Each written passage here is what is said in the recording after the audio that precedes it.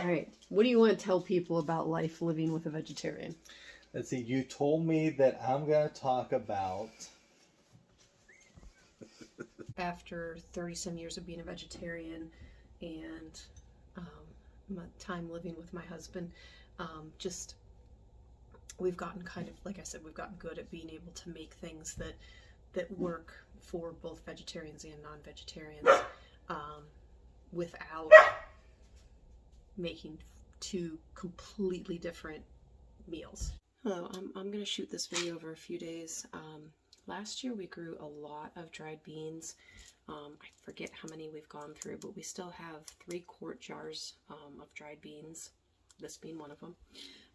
And something that we found that we really enjoy, once a week we're making like a black bean hummus and then just eating it in a sandwich or a wrap. It's real easy to adapt. For me, I don't eat meat, so I do some shredded carrots and a little bit of cheese on a piece of sourdough bread.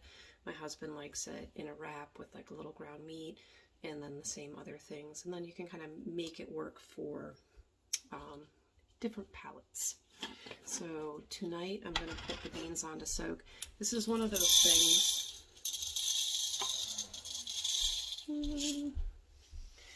This is one of those things that once it becomes kind of a routine, it doesn't take much time, but it's just a matter of you have to remember to put them on to soak. There are other ways that you don't always have to soak them. You have to, I found this best, if you remember to put them on to soak, and then you cook them, and then you just mash them and put some seasoning in. So here you go. No.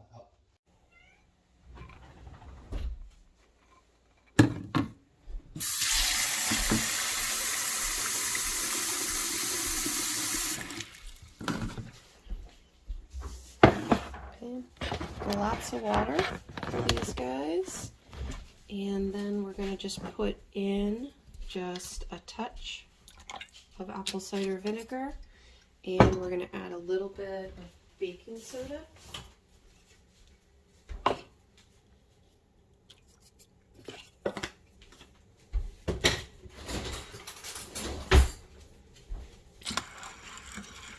And that's all for tonight. This is one of those videos that takes 3 days to tape, even though there's not much to tape each day. So a couple days ago, I put on my black beans to soak. Yesterday I cooked them. Today we're using them for dinner. So I'm just going to mix up the black bean hummus. So years ago I looked up this recipe.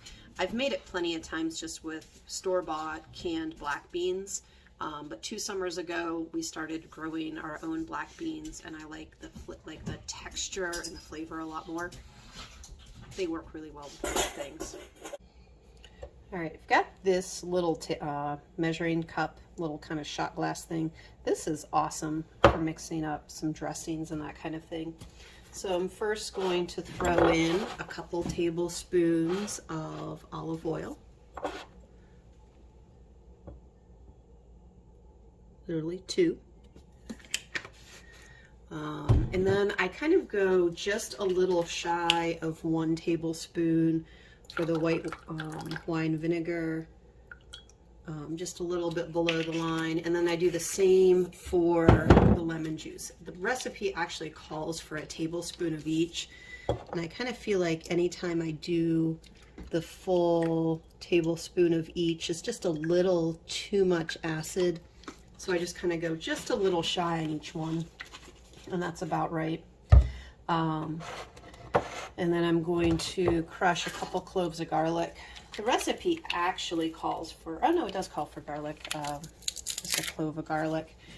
A lot of times, even when they call for garlic powder, I tend to just use regular garlic, as we typically have it.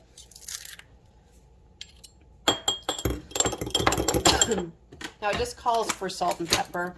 I'm just going to dump just a little bit of salt in here, and then I'm going to mix it up.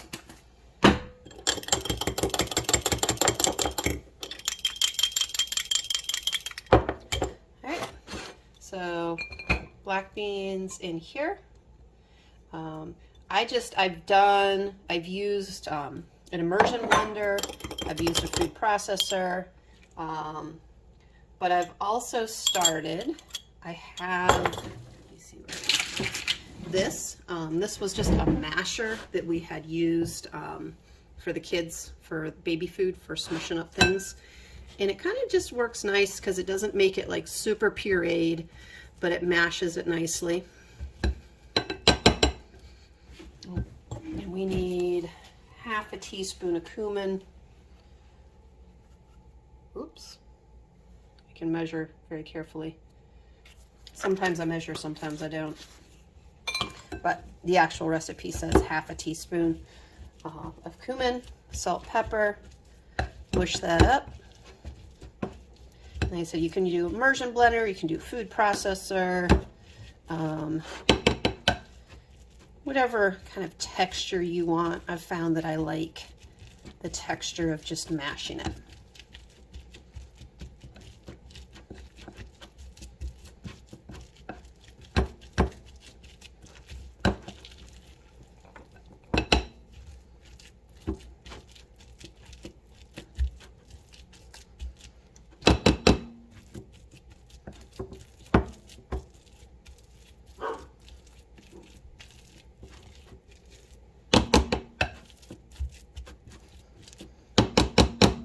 Really mash as little or as much as you'd like.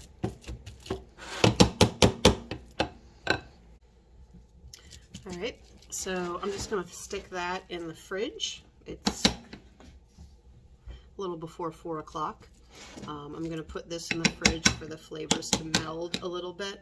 And then tonight, we're just going to shred some carrots, shred a little cheese. I usually eat mine on a piece of sourdough bread, layer of the hummus, layer of the carrots, a little bit of cheese on top, and it's a pretty good meal for me. My husband likes to make wraps, so he uses all of those things, and then he'll typically have some kind of meat that's either leftover or he cooks. I believe tonight he has some leftover chicken that he cooked over the weekend, so he's going to throw some chicken in there, and then dinner's done. So apparently I assembled these thinking I was recording and I didn't. So I had some einkorn sourdough bread that I made, and a couple pieces of that toasted. I did a layer of hummus, a layer of shredded carrot, and some shredded cheese on top.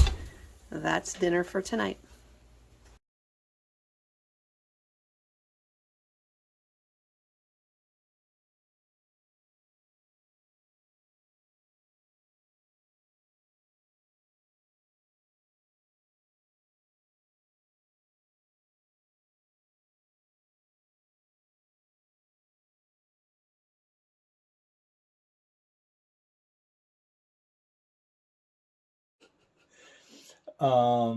Yeah, so cooking with a vegetarian. What advice do you have for the people? Isn't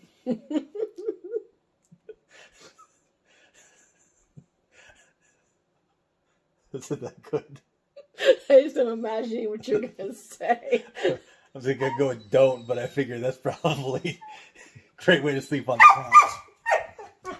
Look, he's yelling at you. I know, sir, right? Sir, that's enough. Come here. I don't want to come here. Well, I know he needs yelled at. What else did I do? Yeah. Okay. Well, I apologize. Not good enough.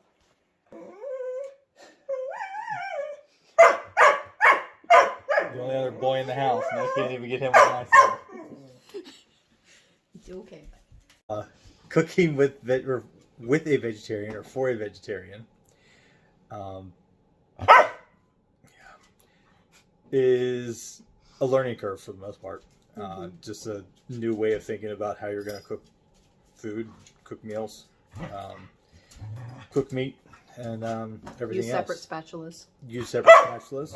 Yeah, you never tell her about all the times you accidentally cook meat in the vegetarian cast iron pan. Yeah, that never happens. So yeah, it's just figuring stuff out. But I've told people this before, if you cook vegetarian for a week and stop relying on the meat as your like flavoring for food, you will learn to be a better cook. We are by no means master chef or well, you're better than I am, but we can make good food. Learn how to use more spices, how to use them better, which ones go better with certain things and stuff like that. So I think textures too, like combinations of flavors and textures. At least for me, that's important. Yeah. Yeah. I mean, that's pretty much the long and short of it. Just don't be afraid of it and do it. Yeah. Well, in here, can you go beat the dog or Absolutely. let him out or okay. And I've told people before who were telling me they were thinking about being a vegetarian. I told them not to switch right away. For people that have told me they were thinking about being a vegetarian, I told them to start trying 1 or 2 vegetarian recipes a week and wait until they've built up a knowledge base of a lot of different things they can cook. Our dog is so wound up tonight. A lot of different things that they can cook that they find satisfying that aren't a big deal to cook. Because like when you first try a new recipe, at least for me, my husband may have things to add to this, but when I try a new recipe, the kitchen is a disaster when I'm done because I'm focusing. He's laughing. I'm focused. New recipes every day. But I'm focusing on the task at hand and like the next thing, and it takes me a lot more focus and time and to get the recipe put together, and I make a lot more of a mess.